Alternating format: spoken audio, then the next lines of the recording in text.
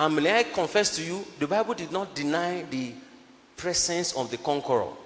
It told us in the Bible, in the book of Romans chapter 8, that we are more than conquerors. Well, he mentioned the conquerors. So they have conquered kings. They've conquered a lot of believers who doesn't know their place. They've conquered people who doesn't know their place. We need spiritual capacity. Then one day in Uganda, some people are praying and they saw a man landed in the midst of them. Where are you? Who are you? They said, please. So we are doing astral travels. And I dare you because I saw that you guys are praying and there is fire. Say, what do we do? Say, we are going to steal. I said, what happens? Say, our master tells us that anytime in any city, the people who need children from the devil, whenever they pay the sacrifice, he asks us to go and steal. They said, shut up your line. He quoted John 10:10 for them. He said, our master said they came to kill, to steal, and to destroy. And so if they have done sacrifice for 30 children from our master, we have to go to 30 people who doesn't know their God, and we steal the children from the first or second trimester. We call it diversion. And the guy was with them, and when they say he's lying, he will quote a scripture for them to tell them that what happens, how they have been able to employ their ministry as a thief. You need spiritual capacity. Wealth is spiritual. Jesus did not contest it with devil. He said, turn this stone to bread. He said, it is written, man shall not live by bread alone. Okay, John, you are powerful. I told him, you won't command me. I won't make my riches by compromising and by you commanding me, because already I know where I am. Wealth is spiritual. Somebody say wealth is spiritual. Please be very careful. Be wise. Be bold.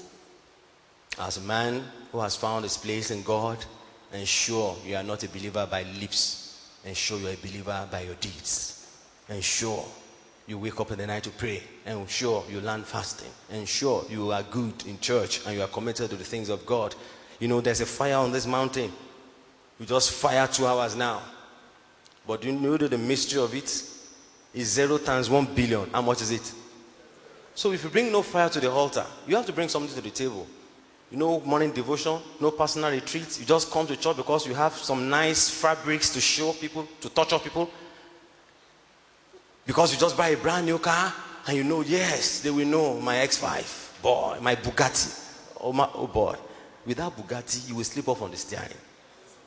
If you don't fortify. Somebody say, I will fortify myself. You need to fortify yourself. Then character capacity is the next one. We need to build character. You need to build character. I didn't know people know me in this town. So you wrote the book. We know you. We've heard of you. Come up here. I'm dazed. So I've been hiding since 2009. We know you. People know you. Character goes a long way. And then you need leadership capacity. If you want, don't do the work of 10 men. Put 10 men to work instead of doing the work of 10 men. If you're a 4-man, don't do the work of 4 men. Very important. Leadership, you need leadership capacity. Build it, read about it. People don't care how much you know until they know how much you care. Be a leader in your attitude. People don't care how much you know until they can see how much you care. Emotional capacity, this is serious. This is a very serious. I've seen a lot of financial gurus that they are emotionally bankrupt. I've seen rich guys who are strong wife beaters. It's sad when you are so rich and you cannot control your emotion. When you are not a DM, you said, I lost my temper, I killed the Archbishop. You need to learn. A man that has no control over it, it's like a city broken without walls. You need emotional capacity. And now, you need emotional intelligence. You need EQ. Very important. Learn it. Go and learn all these behavioral habits. Let's learn it. It's very important. It has helped me in my marriage. It has helped me as a father. It has helped me as a consultant. It has helped me as a pastor. Very important. I have a wife. Oh, I have not introduced my wife. Baby, where are you? Please put your hands together for my wife. Hallelujah. Wave your hand. Let people see you. Stand up. Let people see you. My queen. Baby, please stand up now. Let them see you now. Come on. Put your hands together for my wife. You know, that's my strength. After God, that's the major secret I have. She doesn't like going out with me often. She likes to pray for me in the house. She's been born again 5 years before me. Though I'm older now, 3 years, but she's been born again all the time. We were in the disco hall. She was just there in church, serving men of God. And they would tell her, you marry a mighty man of God. You cook this food, you marry a mighty man of God. And I came into the church. Taught me a lot of things about prayer, about confession, about faith. And 13 years, like 13 days. She's the mother indeed. Put your hands together for her. I celebrate you, Funke. Thank you. Thank you. Thank you, Funke. I celebrate you. Emotional capacity goes a long way. And finally, intellectual capacity. Let us learn. Let us learn to be intellectually strong. I didn't like school. I must confess to you about this intellectual capacity. Let me confess myself to you. I never liked school all my days. The only time I liked school was my orientation camp. I never came first. If you were about 40 in the class, if I'm 37 or 35, I'm good in position. And then, you know, our fathers, all of them used to come first. Until one of my friends that came home one day, he came last, and his father's friend met him at the sitting room. And the father said, and his father's friend said, bring your report sheet. And he saw it. Oh, you're a dullard. In when we were in school, I used to come first. Your father used to come second. The father was in the bedroom when he came out and he saw the result. That has ended. Hey, Junior, you disappoint me. Ask my friend, when we were in school, I used to come first. He used to come second. But daddy, your friends said, none of them ever came first or second. I never liked school. You know why? Academics is not the same as education. The academic atmosphere of this country in content does not have what they can offer me. So I knew from school days that I was an endangered species. So I improvised. I schooled myself outside the academia. When you have to understand this, the growing disparity between your institution that is choking you out and the organization that is going to employ you, there is a growing disparity. Because why? Our economic models are hard model. You see a student who graduates as a computer scientist who have not seen a laptop. He has only mainframe. And in the computer lab, they put do not touch there. Because there are about 60 of them, over about 3. It's sad. That's why I said there is this state of emergency. I got to know this in Abeokuta. On the 31st of January 2009, I was asked to come and speak at the Winners Chapel, Abeokuta. So come and tell our people how you have been doing it. 3 months, you are erecting billboard, doing summits, millions. How are you doing it? That day was the 10th birthday of my daughter. And for you to stand on Winners Altar, I've not seen any of my local pastors around.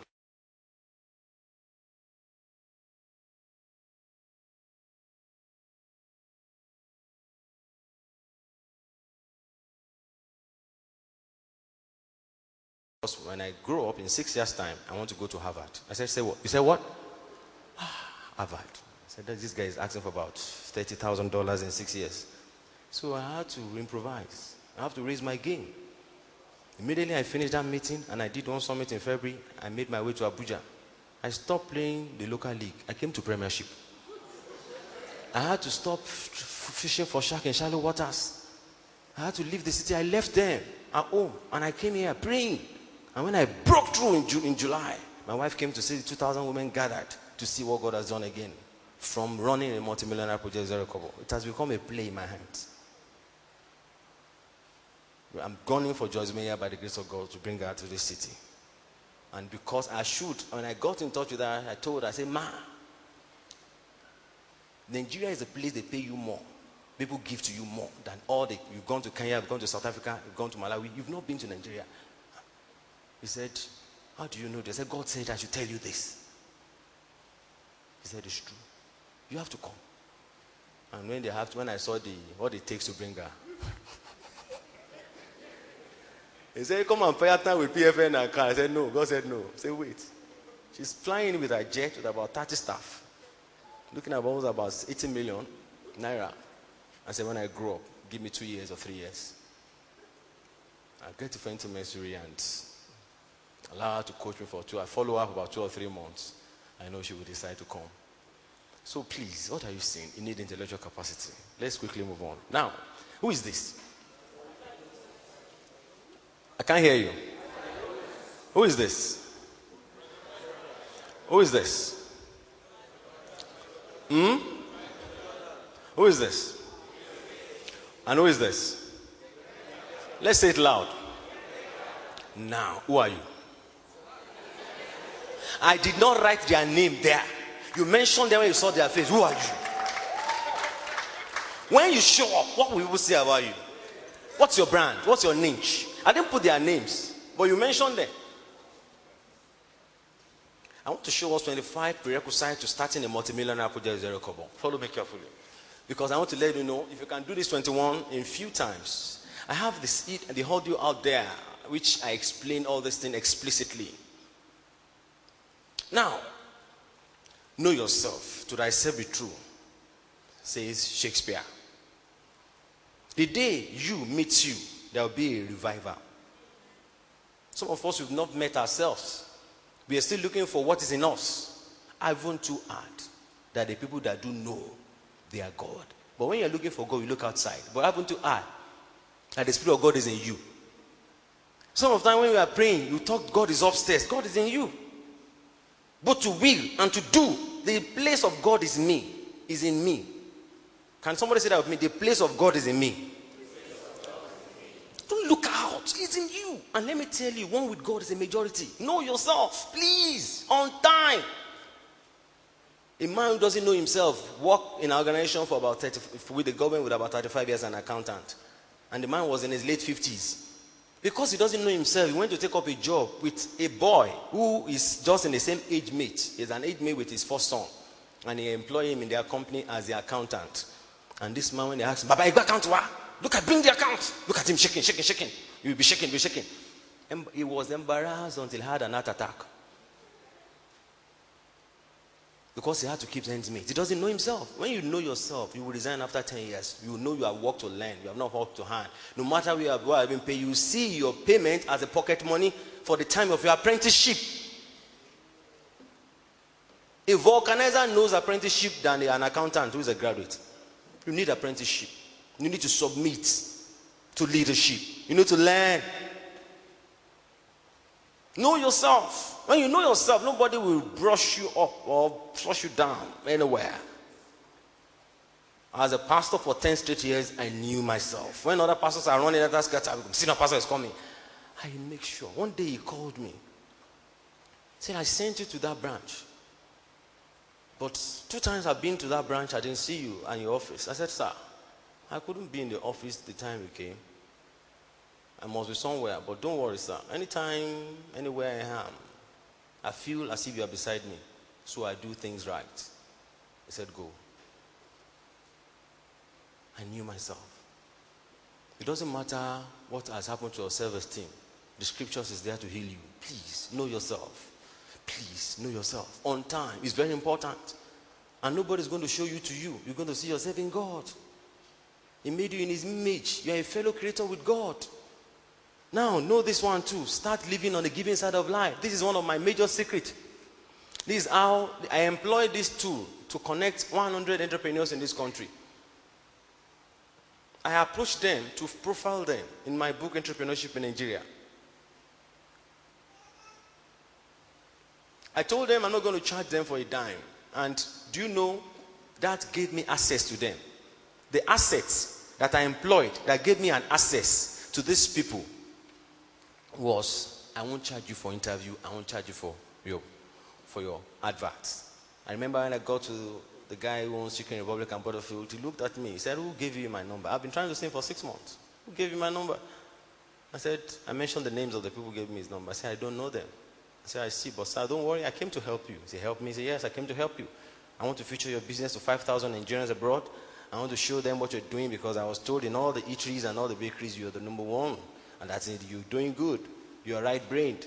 So I want to feature what you're doing to them abroad so that you don't know who may need your franchise. Say that again. Actually, those guys you mentioned, I know them, but you know Lagos is hard. Now sit down, let's talk. From that day, we became good friends. Dejib is my good friend now. You can make the rich man need you if you live on the giving side of life. I succeeded in connecting to the MD of GT Bank, all these big guys. Check the book out there. A classic. I printed 2,000 copies with 8.5 million in this town with no copper. I remember days I'll be in Lagos on Okada. I remember days I will be beating my rain. I remember days I slept on the express. When my car broke down. Living on the giving side of life is the secret of greatness. May I submit to us, life only celebrates givers and not grabbers. Understand the original meaning of capitalism. Number 3. Now, I've gotten to the place I want to show you it's not money you need. Someone will say, many people think money is capital. No, money may be a capital anyway. But significantly, ultimately, money is not capital. And let me prove it to you. And this is I deliberately, after all my research, I zero in to what everybody has at their disposal. Oxford, Advanced Learners Dictionary defines capitalism as an economic system in which a country's businesses and industry are controlled to run for profit by private owners rather than government. Please follow this definition carefully. Businesses. Now look at this. Who is the capitalist? Oxford Advanced Learners Dictionary says a person who supports capitalism is a capitalist, or a person who owns or controls a lot of wealth. Now, Oxford Advanced Learners Dictionary says that to capitalize on or upon also means to gain further advantage from yourself, from let me to finish it. Your situation is your capital.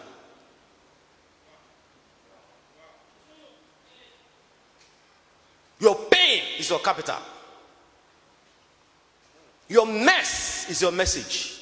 Let me show you. In 1776, 54 men gathered in the heart of Philadelphia to write the beautifully written and historically documented Declaration of Independence. When they wrote it, they were in a very terrible situation. Britain just left them and they had nothing. All America had was their cotton farm and the manpower and the Jewish farmer with them. They joined hands together to become the wealthiest nation in the world. They did not borrow money from IMF. They did not borrow money from World Bank. They did not borrow from anybody anywhere in the world. They capitalized on their situation from where thou art. A woman was in a meeting like this, a widow for 5 years, and suffering because the husband was a driver. She has learned how to sew. The sewing business didn't pay her. She has learned to say petty trading. The thing collapsed. When the husband died, the few money they gave her, about 100,000, she spent everything because the children are five boys. After 5 years of languishing, they invited her to a meeting.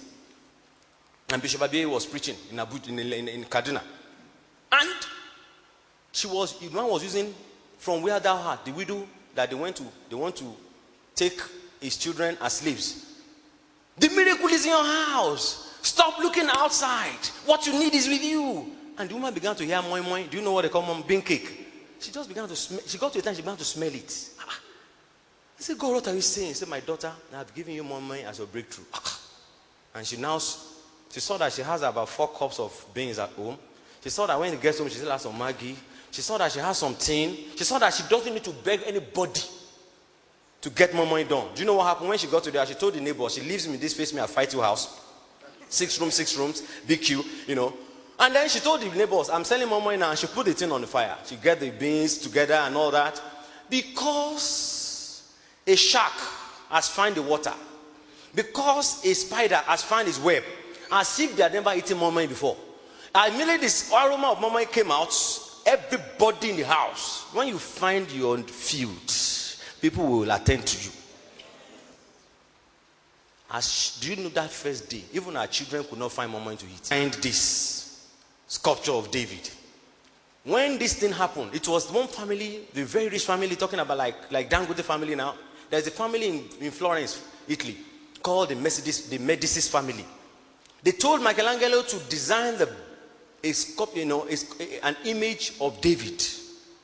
And he cannot say no. God has the wealthiest family, and this is a great, great honor coming to him.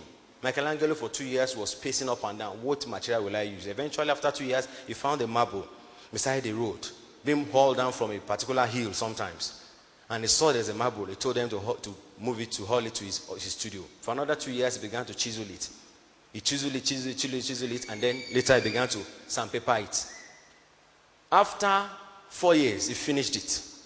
And on that day when they unveiled it, people fainted. Some ladies fainted. Everybody was breathtaking. Wow. They now asked Michelangelo one question. He said, "Sir, how did you get this done?" He said, "I saw David in his entirety in the whole slab. All I did in 4 years, I only took what was not David outside the stone, and I left David." That's serious. He said, I saw David in his entirety in the slab. For 4 years, I only took what was not David outside the slab, and I left David.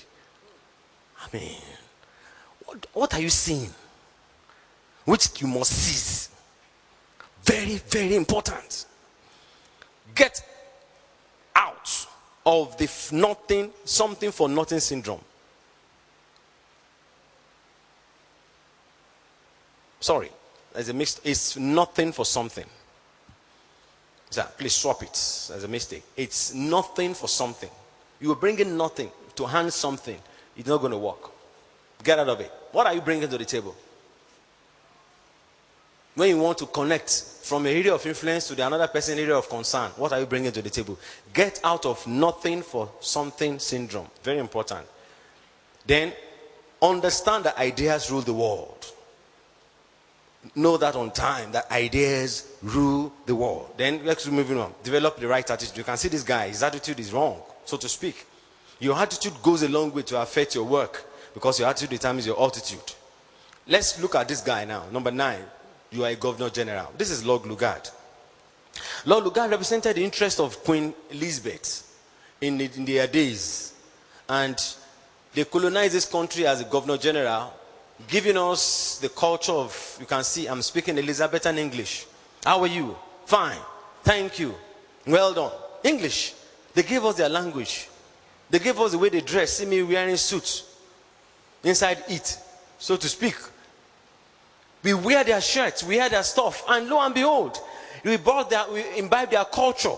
We do things the way they do things. They brought their culture, even after colonizing us, and they gave us independence. My brothers and my sisters, we are still under them. They are still colonizing us intellectually. Now, the question is, you are a governor general. Someone say, I'm a governor general. There is a field of play. You are the governor general. As nobody was able to question the decision of Queen in the days of colonial rule, the same way your kingdom is waiting for you. You have been sent as a governor general over a particular spheres of influence. You have been set to go there and create a change. Your king's men are waiting for you. There's a throne waiting for you. You must understand that if you don't get there, you will not rule there. Very important. You are a governor general. You are sent. You are wired as a king of your field. Stop using badminton racket to play lawn tennis. You won't get there.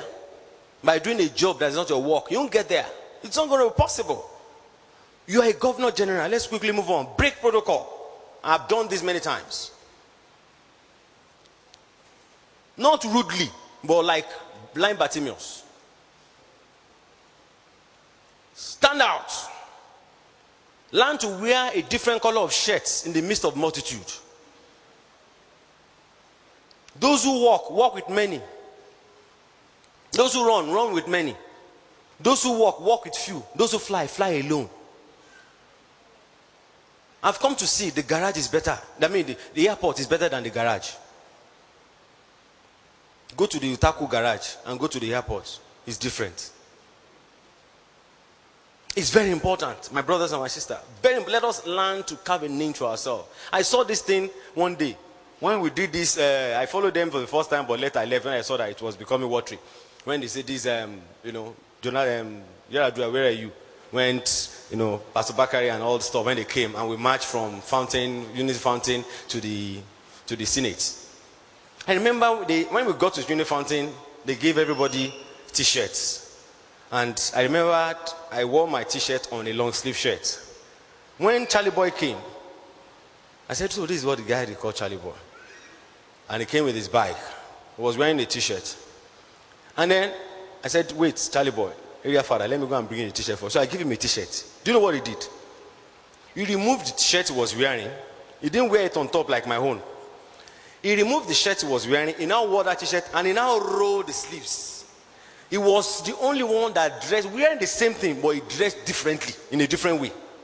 He still did this thing. And I saw that this guy, this guy, he has his own flavor, he has his own niche. He did not, he rolled it. He rolled it. And I saw that in him. I said, no wonder. You have to carve a niche for yourself. Stop. Understand the money secret. Very important. Understand the money secret. Money is an idea. Money is an idea. This is not money. This is just a mere promissory note. In fact, if it were to be pounds I hold, you will see I promise to pay the cashier. I promise to pay the bearer the sum of 20 pounds. Signed by the chief cashier, Bank of England. You will have seen it there. If it was to be a pound. This is not money. Please understand it on time. This is not money. This is just a means of exchange to exchange the relative value for whatever I want to purchase. You remember those days you used to do trade by barter. Just like what I'm doing now with my protege, who is a sculptor. That they force him to go to law school. He's bringing artwork